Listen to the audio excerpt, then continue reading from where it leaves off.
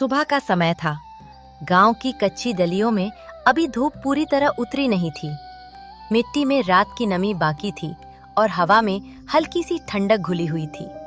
ऐसा लगता था जैसे प्रकृति खुद धीरे धीरे जाग रही हो, बिल्कुल वैसे ही जैसे इंसान का मन, जो हर सुबह एक नई उम्मीद के साथ आंखें खोलता है।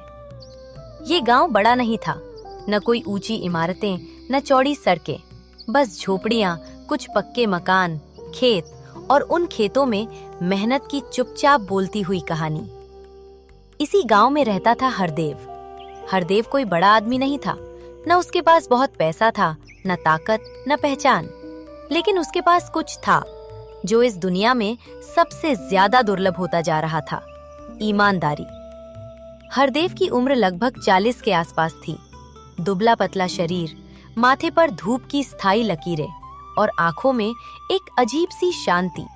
वो बोलता कम था, लेकिन जब बोलता तो शब्द सीधे दिल में उतर जाते। हर सुबह वो उसी रास्ते से खेतों की ओर जाता, कंधे पर पुराना सा गमछा, हाथ में फावड़ा।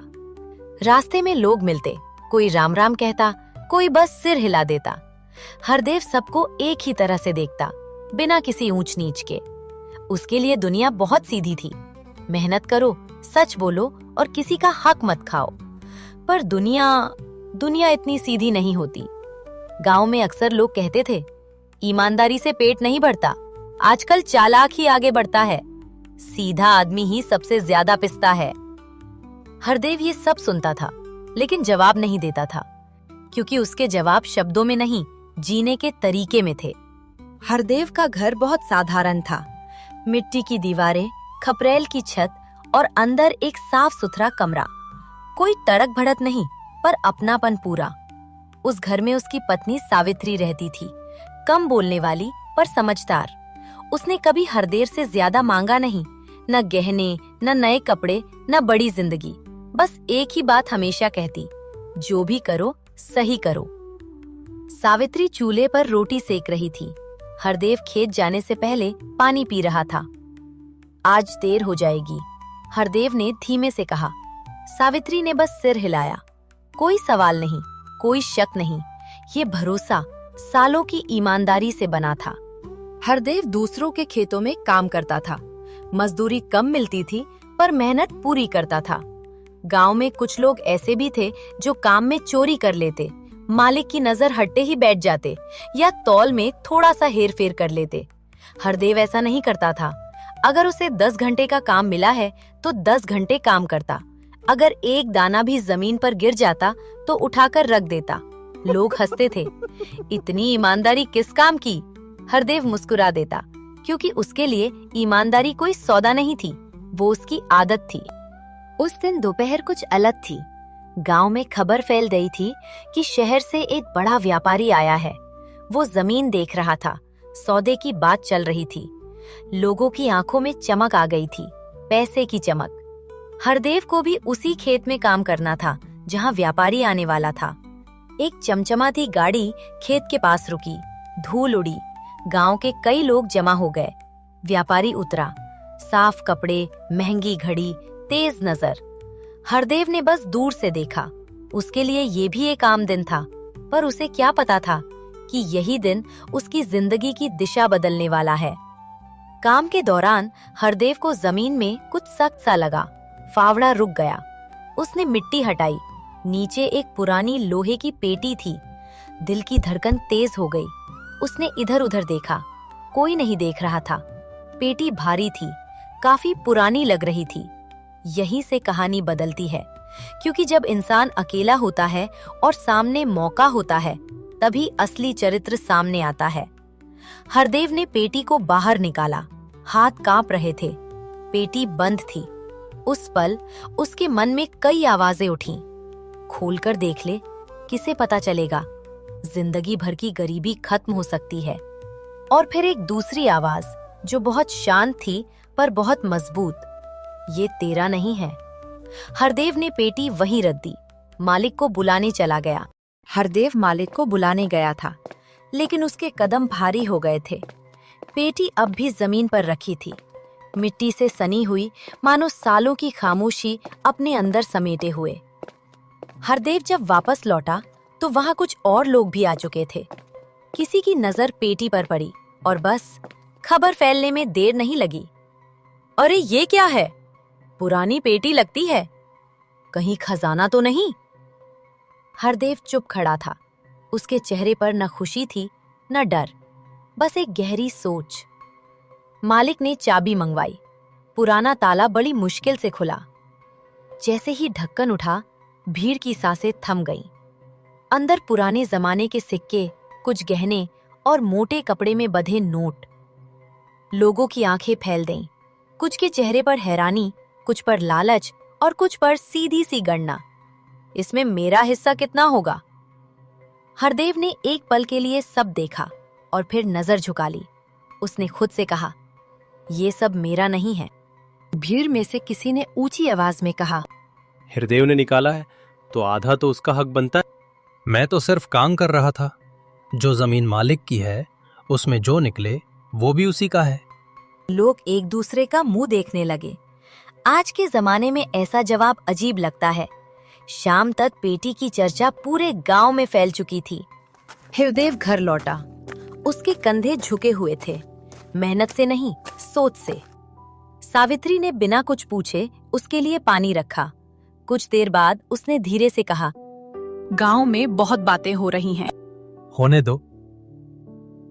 सावित्री चुप रही, पर उसकी आंखों में सवाल थे। उस रात हरदेव को नींद नहीं आई। अंधेरे में उसे पेटी की तस्वीर दिखती रही, सिक्कों की चमक, लोगों की आंखें और फिर एक सवाल, क्या मैं गलत हूँ? हरदेव ने जिंदगी में कभी ज्यादा नहीं मांगा था, पर उस रात उसने अपने बच्चों का चेहरा याद किया जो पुराने कपड़ों में स्कूल जाते थे।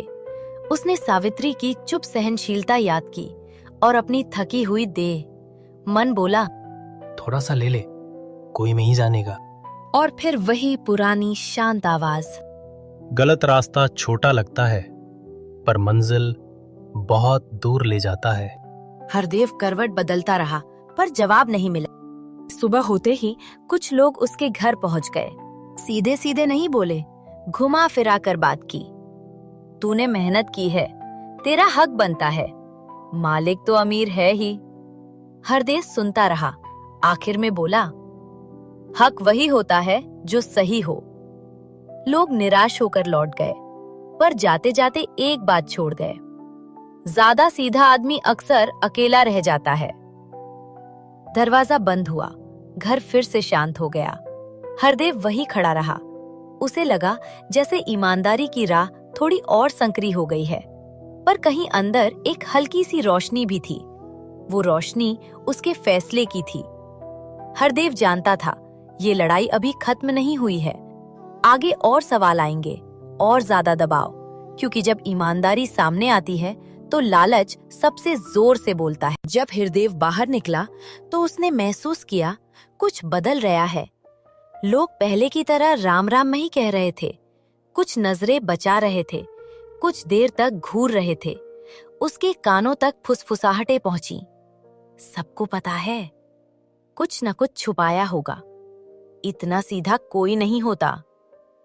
हरदेव के कदम थोड़े धीमे हो गए। ईमानदारी का सबसे कठिन पल यही होता है, जब सच के बावजूद आपको सफाई देनी पड़ती है। दोपहर तक पेटी वाला मामला एक नई शक्ल ले चुका था। किसी ने कहा, पेटी में जितना बताया जा रहा है उतना था ही नहीं। किसी और ने जोड़ दिया, हरदेव को सबसे पहले मिली थी पेटी। शक का तीर सीधे उसी की ओर मुड़ गया। हरदेव ने कुछ नहीं कहा। वो जानता था झूठ जोर से बोलता है, सच चुप रहता है। शाम को पंचायत बैठी। हरदेव सामने खड़ा था, न सिर झुका हुआ न सीना तना हुआ, बस जैसा था वैसा। किसी ने पूछा, क्या तुमने पेटी से कुछ लिया? नहीं। बस एक शब्द, कोई कहानी नहीं, कोई सफाई नहीं। कुछ लोगों को ये जवाब और भी चुप गया। घर लौटते वक्त सावित्री उसके साथ थी।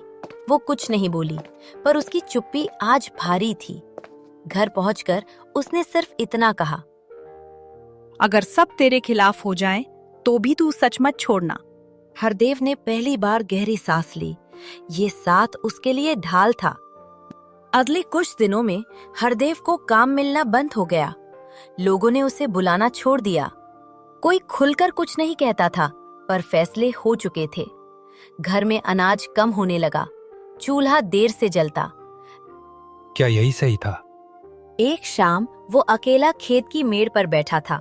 सूरज ढल रहा था, बिल्कुल वैसा जैसा इंसान का मन जब टूटने लगता है। उसने खुद से पूछा, अगर मैं थोड़ा सा गलत कर लेता तो क्या इतना सब झेलना पड़ता? हवा ने कोई जवाब नहीं दिया, पर भीतर से वही पुरानी आवाज आई, सच की कीमत होती है, और जो कीमत नहीं चुकाता वो सच का हकदार नहीं होता। हरदेव की आंखें नम हो गईं, पर उसने सिर नहीं झुकाया। अब हालात साफ थे। हरदेव सब कुछ खो रहा था, काम, इज्जत और लोगों का भरोसा। पर उसके पास अब भी एक चीज थी, खुद पर भरोसा। और यही भरोसा अगले भाग में सबसे बड़ी आग परीक्षा बनेगा। शाम गहराने लगी थी। आसमान में बादल थे और हरदेव के मन में भी। घर में चूल्हा बुझा हुआ था। अनाज लगभग खत्म हो चुका था। सावित्री चुपचाप एक कोने में बैठी थी। उसकी चुप्पी अब सवाल नहीं थी, वो थकान थी। हरदेव बाहर आंगन में बैठ गया। उसने जमीन को देखा, वही जमीन जिसने उसे पेटी दी थी और फिर सब कुछ छीन लिया। दरवाजे पर किसी की परछाई पड़ी। एक आदमी अंदर आया, शहर के कपड़े, संभली हुई बोली और आंखों में गणना। वो वही व्यापारी था। उसने सीधे बात शुरू की। मुझे सच चाहिए, उसने कहा, और मैं उसके बदले तुम्हें वो दे सकता हूं जो ये गांव कभी नहीं देगा। हरदेव ने उसकी तरफ देखा, कोई सवाल नहीं किया। सब मानते हैं कि तुमने कुछ छुपाया है। अगर तुम बस ये मान लो कि पेटी में कुछ और था, तो मामला यहीं खत्म हो जाएगा। उसने जेब से नोटों की गड्डी निकाली। ये तुम्हारे लिए है और आगे भी मदद मिलेगी। एक पल के लिए कमरा बहुत छोटा लगने लगा। हरदेव ने गड्डी नहीं देखी, उसने व्यापारी की आंखों में देखा। उसके मन में सावित्री का चेहरा आया, खाली रसोई और बच्चों का भविष्य। ये प्रस्ताव सिर्फ झूठ नहीं था, ये राहत थी। लेकिन हरदेव जानता था, अगर वो आज झुक गया तो कल खुद को नहीं देख पाएगा। उसने बहुत धीमे से कहा, सच बदला नहीं जाता, सिर्फ बोला जाता है। सोच लो, व्यापारी ने कहा, गरीबी ईमानदारी से ज्यादा कठोर होती है। हरदेव खड़ा हो गया। उसकी आवाज में अब कंपन नहीं था। गरीबी शरीर तोड़ती है, उसने कहा, पर झूठ आत्मा। तुम पछताओगे। घर फिर से शांत था, पर ये शांति पहले जैसी नहीं थी। सावित्री ने हरदेव की तरफ देखा। उसने कुछ नहीं पूछा, पर उसकी आंखें सब समझ रही थी। हरदेव ने बस इतना कहा, मैं सच के साथ हूँ। सावित्री ने पहली बार मुस्कुराकर सिर हिलाया। सुबह हुई। गांव वैसा ही था, पर हरदेव के लिए आज की सुबह अलग थी। उसने आंखें खोली और पहली बार काफी दिनों बाद मन हल्का लगा। कुछ बदलने वाला था। उसे पता नहीं क्या, पर यह एहसास था कि सच अब और छुपा नहीं रहेगा। दोपहर के समय वही व्यापारी फिर से गांव आया, पर इस बार उसके चेहरे पर गणना नहीं थी, बेचैनी थी। उसने पंचायत बुलवाई। सब लोग इकट्ठा हुए। वही शक, वही फुसफुसाहटें। फिर व्यापारी ने बोलना शुरू किया। व्यापारी ने सबूत दिखाए, पुराने कागज, निशान और हिसाब। साफ हो गया, हरदेव निर्दोष था। लोगों की नजरें अब जमीन पर थीं। जिसे वे कल तक दोषी समझ रहे थे, वही आज सबसे ऊंचा खड़ा था।